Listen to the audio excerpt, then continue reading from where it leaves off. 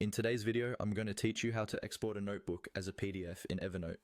This is really useful if you want to share your notes with someone who doesn't use Evernote, back up important information, or keep a static copy of your work for printing or archiving.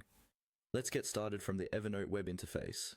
Make sure you're already signed into your account and you're on the main screen where you can see your notes and side menu. First, look over to the left-hand side of your screen for the navigation panel. In that panel, you'll see an option labeled Notebooks. This is where all of your notebooks are organized. Go ahead and click on Notebooks. When you do this, Evernote will display a list or grid of all the notebooks in your account. Take a moment to find the specific notebook you want to export. You might see notebooks for work, school, personal projects, or anything else you've organized. Once you've located the right one, hover your mouse over that notebook. You should see a small icon with 3 vertical dots, sometimes called the More Options or Overflow menu, appear near the notebook name. Now, click on those 3 dots. This will open a small drop-down menu with several actions you can perform on that notebook. These options might include things like renaming the notebook, sharing it, or moving it, depending on your setup and permissions.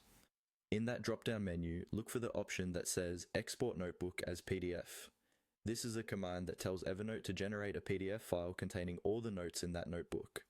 Go ahead and click on Export Notebook as PDF. After you click it, Evernote will start preparing the PDF. If your notebook has a lot of notes or large attachments, this might take a little time, so be patient and let it finish.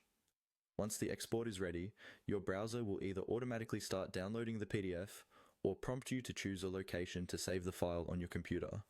Choose a folder where you'll easily find it later, give it a clear name if needed, and confirm the download.